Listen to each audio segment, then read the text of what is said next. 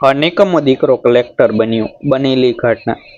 સુરેન્દ્રનગર જિલ્લામાં આવેલું ધ્રુવપુર નામનું ગામ બહારથી સામાન્ય લાગતું હતું, પરંતુ ત્યાં રહેતા લોકો માટે એ જ તેમની આખી દુનિયા હતું. આ શહેરમાં ગિરધરભાઈ વાઘેલા પોતાના પરિવાર સાથે રહેતા હતા. ગિરધરભાઈનો સ્વભાવ કડક હતો. જીવનભર મહેનત કરીને તેમણે પોતાનું સ્થાન બનાવ્યું હતું. તેઓ માનતા કે માણસની ઓળખાણ તેની કમાણીથી થાય છે. તેમની પત્ની કાંતાબેન સ્વભાવથી શાંત અને લાગણીશીલ સ્ત્રી હતી. ઘરના દરેક સભ્યને પ્રેમ આપતી. પરિવારમાં તેમનો એક દીકરો અનિરુદ્ધ અને દીકરી હેના હતી. અનિરુદ્ધ બાળપણથી જ ભણવામાં હોશિયાર હતો. શાળામાં દરેક શિક્ષક તેની પ્રશંસા કરતા. ગામના લોકો પણ કહેતા કે આ છોકરો એક દિવસ મોટો અધિકારી બનશે. ગિરધરભાઈ પણ પોતાના દીકરાને લઈને મોટા સપના જોતા. તેઓ ઘણીવાર લોકોને કહેતા કે મારો દીકરો ભવિષ્યમાં મોટું નામ કમાશે. સમય પસાર થતો ગયો. અનિરુદ્ધે ગ્રેજ્યુએશન પૂર્ણ કર્યું. ત્યારબાદ પોસ્ટ ગ્રેજ્યુએશન પણ કર્યું. પરિવારને વિશ્વાસ હતો કે હવે તેને સારી નોકરી મળી જશે. પરંતુ નસીબે જાણે બીજી જ કસોટી તૈયાર રાખી હતી. અનિરુદ્ધે અનેક સરકારી પરીક્ષાઓ આપી. દરેક પરીક્ષા માટે મહિનાઓ સુધી તૈયારી કરતો. વહેલી સવારે ઉઠીને અભ્યાસ કરતો. રાત સુધી પુસ્તકો સામે બેસી રહેતો. મિત્રો ફરવા જતા ત્યારે પણ તે ઘરમાં રહીને વાંચતો. છતાં દરેક વખતે પરિણામ આવતું ત્યારે તેનું નામ પસંદગી યાદીમાં જોવા મળતું નહોતું. શરૂઆતમાં ગિરધરભાઈ તેને સમજાવતા. તેઓ કહેતા કે મહેનત કરનાર વ્યક્તિ ક્યારેય હારતો નથી. કાંતાબેન પણ દીકરાને હિંમત આપતી. પરંતુ વર્ષો પસાર થતા ગયા અને નોકરીનો કોઈ રસ્તો ખુલ્યો નહીં. ધીમે ધીમે ગિરધરભાઈના સ્વભાવમાં ફેરફાર આવવા લાગ્યો. જે પિતા એક સમયે દીકરાની પ્રશંસા કરતા હતા, તે હવે ચિંતિત રહેવા લાગ્યા. તેમના મનમાં પ્રશ્ન ઊભો થતો કે આખરે ભૂલ ક્યાં થઈ રહી છે. આસપાસના લોકોના દીકરાઓ નોકરીમાં જોડાઈ રહ્યા હતા. કોઈ પોલીસ વિભાગમાં હતો, કોઈ બેંકમાં, કોઈ શિક્ષક બન્યો હતો. જ્યારે અનિરુદ્ધ હજુ પણ તૈયારી જ કરી રહ્યો હતો. ગામના લોકો સીધું કંઈ કહેતા નહોતા, પરંતુ તેમની વાતોમાં રહેલો વ્યંગ ગિરધરભાઈને અંદરથી દુઃખી કરી નાખતો. એક દિવસ ગિરધરભાઈ બજારમાં બેઠા હતા. ત્યારે તેમના જૂના મિત્ર રમેશભાઈ મળ્યા. વાતચીત દરમિયાન રમેશભાઈએ ખુશીથી જણાવ્યું કે તેમનો દીકરો મામલતદાર તરીકે પસંદ થયો છે. આસપાસ બેઠેલા લોકોએ તેમને અભિનંદન આપ્યા. ગિરધરભાઈએ પણ સ્મિત આપ્યું, પરંતુ અંદરથી તેઓ તૂટી ગયા. ઘરે પરત ફરતી વખતે તેમના મનમાં એક જ વિચાર ચાલતો હતો કે લોકોના દીકરાઓ સફળ થઈ રહ્યા છે અને મારો દીકરો હજુ પણ ઘરે બેસેલો છે. સાંજે તેઓ ઘરે પહોંચ્યા ત્યારે અનિરુદ્ધ પોતાના રૂમમાં પુસ્તકો સાથે બેઠો હતો. ગિરધરભાઈ તેને જોઈને ગુચ્છામાં કહ્યું કે આખો દિવસ પુસ્તકોમાં માથું નાખવાથી કંઈ થતું હોત તો અત્યાર સુધીમાં તું અધિકારી બની ગયો હોત. અનિરુદ્ધે શાંતિથી જવાબ આપ્યો કે પપ્પા, હું પૂરી મહેનત કરી રહ્યો છું. આગામી પરીક્ષામાં જરૂર સફળ થઈશ. પરંતુ આ જવાબ ગિરધરભાઈને પસંદ આવ્યો નહીં. તેઓ ગુચ્છામાં રૂમમાંથી બહાર નીકળી ગયા. દિવસો પસાર થતા ગયા. ઘરમાં વાતાવરણ બદલાઈ ગયું. પહેલા જ્યાં હાસ્ય સંભળાતું હતું, ત્યાં હવે મૌન છવાઈ ગયું. અનિરુદ્ધ પણ સમજી ગયો હતો કે પિતા હવે તેના પર વિશ્વાસ ગુમાવી રહ્યા છે. છતાં તેણે હાર માની નહોતી. તે વધુ મહેનત કરવા લાગ્યો. એક પછી એક પરીક્ષાના ફોર્મ ભરતો રહ્યો. પુસ્તકાલયમાં કલાકો સુધી બેસતો રહ્યો. પરંતુ જ્યારે પણ કોઈ પરીક્ષાનું પરિણામ આવતું, ત્યારે ફરી નિરાશા જ હાથ લાગતી. દરેક નિષ્ફળતા પછી તે થોડો સમય દુઃખી થતો, પરંતુ ફરી ઊભો થઈ જતો. કાંતાબેનને પોતાના દીકરાની મહેનત દેખાતી હતી. ઘણી વખત તેઓ ગિરધરભાઈને સમજાવવાનો પ્રયત્ન કરતા કે અનિરુદ્ધ આળસુ નથી, તે સાચે જ મહેનત કરી રહ્યો છે. પરંતુ ગિરધરભાઈનું મન હવે કઠોર બની ગયું હતું. તેઓ માનતા હતા કે આ પરિણામ જ બધું છે. આ મહેનતનું કોઈ મહત્વ નથી જો સફળતા ન મળે. એક સાંજે ઘરમાં કેટલાક સંબંધીઓ આવ્યા હતા. આ વાતો દરમિયાન ફરી નોકરીનો વિષય નીકળ્યો. એક સંબંધીએ હસતા હસતા કહ્યું કે આજકાલ તો સામાન્ય ડિગ્રી ધરાવતા યુવકો પણ નોકરી કરી રહ્યા છે. વધારે ભણવાથી શું ફાયદો જો કમાણી જ ન થાય. આ વાક્ય સાંભળીને ગિરધરભાઈને ખૂબ ખરાબ લાગ્યું. તેમને લાગ્યું કે આ ટિપ્પણી સીધી તેમના દીકરા માટે હતી. સંબંધીઓ ચાલ્યા ગયા પછી ઘરમાં ભારે શાંતિ છવાઈ ગઈ. ગિરધરભાઈ લાંબા સમય સુધી બેઠા રહ્યા. તેમના મનમાં વર્ષોનો ગુચ્છો નિરાશા અને અપમાન ભેગું થતું ગયું. બીજી તરફ અનિરુદ્ધ પોતાના રૂમમાં આગામી પરીક્ષાના નોટ્સ તૈયાર કરી રહ્યો હતો. તેને ખબર પણ નહોતી કે બહાર પિતાના મનમાં કેટલું તોફાન ચાલી રહ્યું છે. બીજા દિવસે સવારે એક ઘટના બની જેણે આખા પરિવારનું જીવન બદલી નાખ્યું. ગિરધરભાઈને ખબર પડી કે તેમના એક દૂરના સંબંધીએ પોતાના દીકરાને સરકારી નોકરીમાં જોડાવવા માટે ભવ્ય કાર્યક્રમ રાખ્યો છે. આમંત્રણ પણ આવ્યું હતું. ગિરધરભાઈ કાર્યક્રમમાં ગયા. ત્યાં દરેક વ્યક્તિ પોતાના સંતાનોની સફળતાની વાતો કરી રહ્યો હતો. કોઈ અધિકારી હતો, કોઈ ઇજનેર હતો, કોઈ વેપારમાં સફળ હતો. ગિરધરભાઈને લાગવા લાગ્યું કે બધા લોકો તેમની સામે જ વાતો કરી રહ્યા છે. તેઓ કાર્યક્રમ અધવચ્ચે છોડીને ઘરે આવી ગયા. ઘરમાં પ્રવેશતા જ તેમની નજર અનિરુદ્ધ પર પડી. તે ફરી એકવાર પુસ્તકોમાં વ્યસ્ત હતો. વર્ષોનું દબાયેલું દુઃખ અચાનક ગુચ્છામાં બદલાઈ ગયું. તેઓ જોરથી બોલ્યા, બસ હવે ઘણું થઈ ગયું. કેટલા વર્ષોથી એ જ સાંભળી રહ્યો છું કે આગળની પરીક્ષા, આગળનું પરિણામ. આખરે ક્યાં સુધી? અનિરુદ્ધ અચાનક ઊભો થઈ ગયો. તેણે શાંતિથી કહ્યું, પપ્પા થોડો સમય વધુ આપો, હું સફળ થઈશ. પરંતુ ગિરધરભાઈ હવે સાંભળવાની સ્થિતિમાં નહોતા. તેમણે ગુચ્છામાં કહ્યું, તું સફળ નહીં થાય.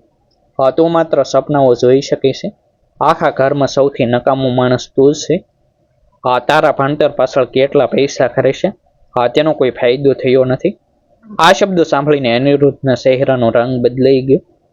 કાંતાબેન દોડીને આવ્યા. તેમણે ગિરધરભાઈને શાંત કરવાનો પ્રયત્ન કર્યો.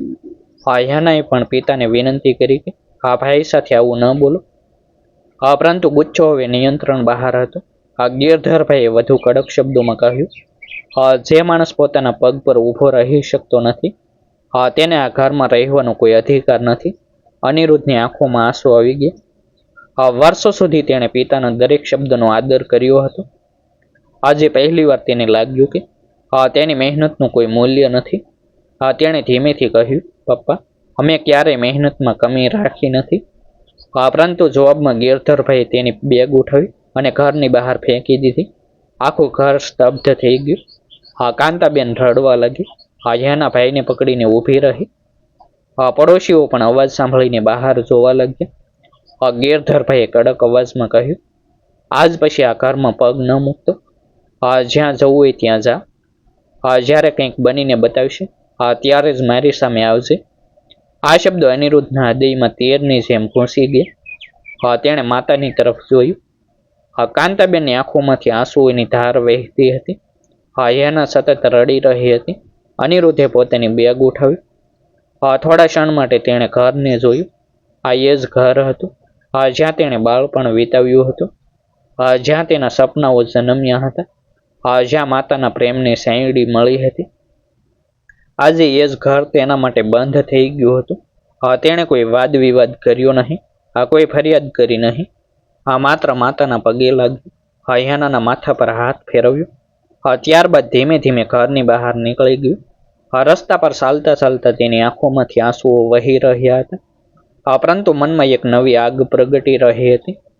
તેણે આકાશ તરફ જોઈને પોતાની જાતને વચન આપ્યું કે એક દિવસ એ જ લોકો જેમણે તેને નકામો ગણાવ્યો છે તેની સફળતાની વાતો કરશે. તે દિવસ દૂર હતો. પરંતુ અનિરુદ્ધના જીવનનો સૌથી મોટો સંઘર્ષ હવે શરૂ થવાનો હતો. ઘર છોડ્યા પછી અનિરુદ્ધ લાંબા સમય સુધી બસ સ્ટેન્ડ પર એકલો બેઠો રહ્યો. રાત ધીમે ધીમે ગાઢ બનતી હતી. પરંતુ તેના મનમાં ચાલી રહેલા વિચારો વધુ ઘેરા હતા. પિતાના શબ્દો વારંવાર તેના કાનમાં ગુંજી રહ્યા હતા. નકામો માણસ, આ ઘરમાં પગ ન મૂકતો. જેવા શબ્દોએ તેના હૃદયને ઘાયલ કરી દીધું હતું. છતાં અંદર ક્યાંક એક શક્તિ જન્મી રહી હતી. તેણે નક્કી કર્યું કે હવે જીવનમાં કંઈક મોટું કરીને જ બતાવવું છે.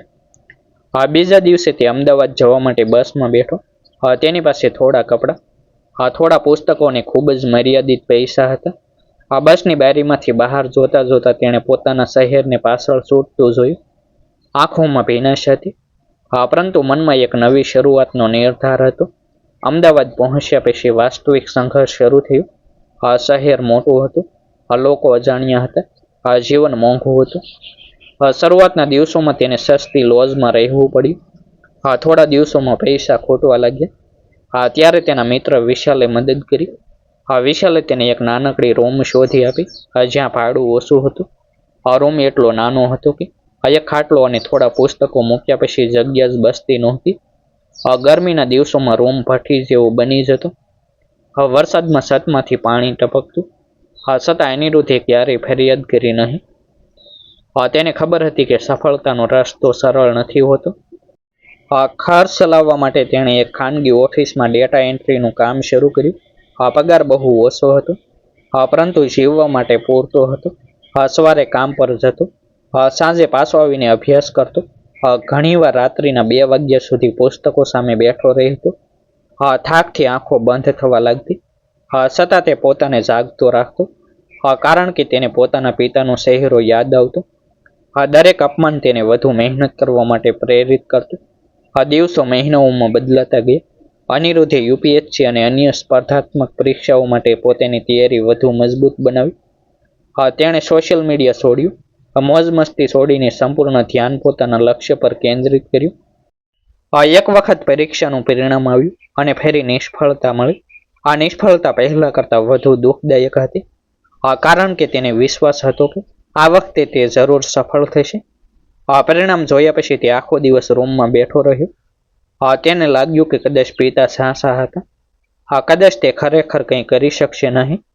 પરંતુ એ જ સાંજે તેના ફોન પર માતાનું કોલ આવ્યું. કાંતાબેન ગુપ્ત રીતે તેની સાથે વાત કરતી હતી, કારણ કે ગિરધરભાઈ હજુ પણ તેની ચર્ચા સાંભળવા તૈયાર નહોતા. માતાએ માત્ર એટલું કહ્યું કે બેટા, દુનિયા કંઈ પણ કહે, પણ તારી મહેનત પર વિશ્વાસ ક્યારેય ન છોડતો. આ શબ્દોએ અનિરુદ્ધને ફરી ઊભો કરી દીધો. તેણે નક્કી કર્યું કે હવે પાછું વળવાનું નથી. ત્યારબાદનો સમય તેની જિંદગીનો સૌથી કઠિન સમય હતો. તે દિવસના 8 કલાક કામ કરતો અને બાકીના કલાકો અભ્યાસમાં પસાર કરતો. ઘણા દિવસો એવા આવ્યા જ્યારે ખિસ્સામાં પૈસા ઓછા હોવાથી એક સમયનું જમવાનું છોડવું પડ્યું. કેટલીક વાર માત્ર ચા અને બિસ્કિટ પર આખો દિવસ કાઢવો પડતો. બીમાર પડ્યો ત્યારે પણ આરામ લીધો નહીં. દવા ખાઈને ફરી પુસ્તકો સામે બેસી જતો.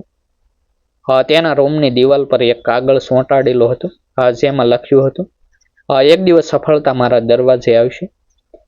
જ્યારે પણ તે નિરાશ થતો ત્યારે એ શબ્દો વાંચતો. અંતે તે દિવસ આવ્યો, જ્યારે યુપીએસસીની મુખ્ય પરીક્ષાનું પરિણામ જાહેર થવાનું હતું. સવારથી જ તેના હાથ કંપી રહ્યા હતા.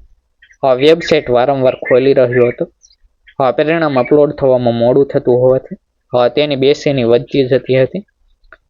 સાંજે જ્યારે આખરી યાદી જાહેર થઈ, ત્યારે તેણે ધીમે ધીમે પોતાનો રોલ નંબર શોધવાનું શરૂ કર્યું.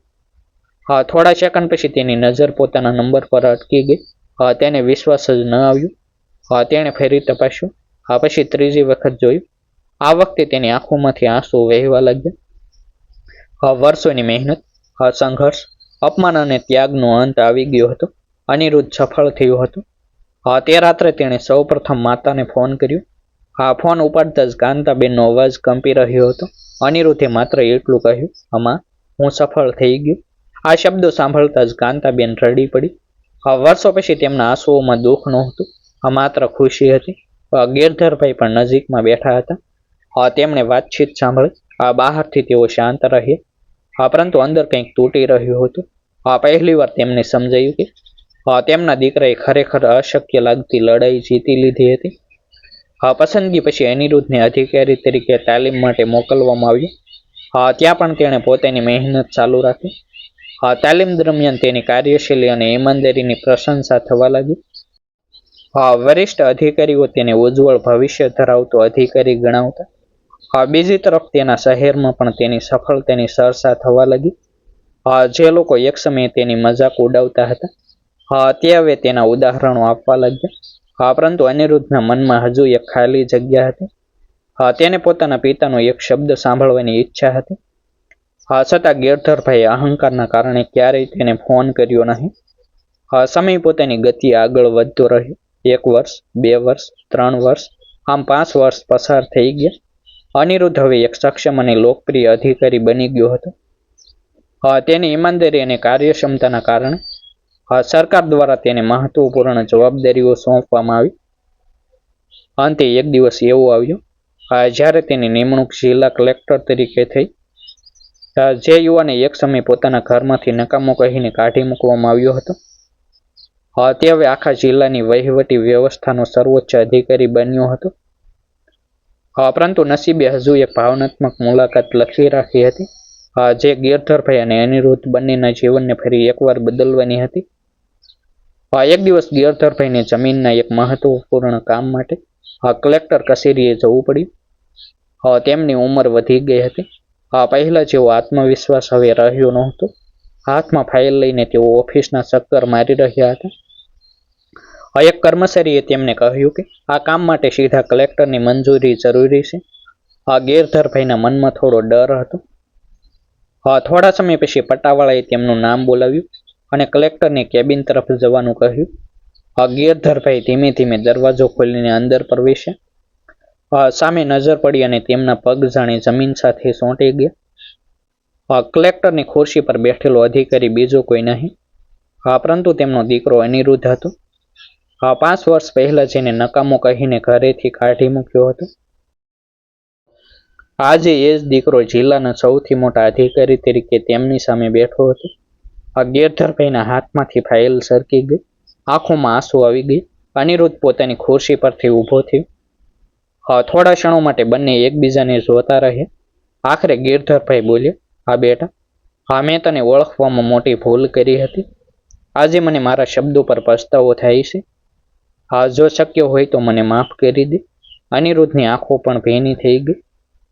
તેણે આગળ વધીને પિતાનો હાથ પકડી લીધો અને શાંતિથી કહ્યું, પપ્પા, તમારા શબ્દોએ મને તોડી નહોતો નાખ્યો, પરંતુ વધુ મજબૂત બનાવ્યો હતો. હું તમને ક્યારેય નફરત કરી શક્યો નથી. તે દિવસે અનિરુદ્ધે નિયમ મુજબ તેમનું કામ પૂર્ણ કરાવ્યું. સાંજે વર્ષો પછી આખો પરિવાર ફરી એક સાથે બેઠો. કાંતાબેનની આંખોમાં ખુશીના આંસુ હતા. યાના પોતાના ભાઈ પર ગર્વ અનુભવી રહી હતી. સમયે સાબિત કરી દીધું કે કોઈ વ્યક્તિને તેની એક નિષ્ફળતાથી ન માપવો જોઈએ. કારણ કે ઘણી વખત જેને દુનિયા નકામો માને છે, એ જ વ્યક્તિ એક દિવસ એવી સફળતા પ્રાપ્ત કરે છે કે દુનિયાને પોતાની ભૂલ સ્વીકારવી પડે. ડિસ્ક્લેમર: આ સ્ટોરી સત્ય ઘટનાઓમાંથી પ્રેરિત સંઘર્ષ આધારિત કાલ્પનિક રજૂઆત છે. પાત્રોના નામ, સ્થળ અને કેટલીક ઘટનાઓમાં ફેરફાર કરવામાં આવ્યા છે. આ સ્ટોરીનો હેતુ માત્ર પ્રેરણા, મનોરંજન અને જીવનમાં મહેનત તથા ધીરજનું મહત્વ દર્શાવવાનું છે. આવા જ નવા વિડીયો જોવા માટે અમારી યુટ્યુબ ચેનલ સબસ્ક્રાઈબ કરો અને વિડીયોને લાઇક કરો, શેર કરો. ફરી મળીશું એક નવી સ્ટોરી સાથે.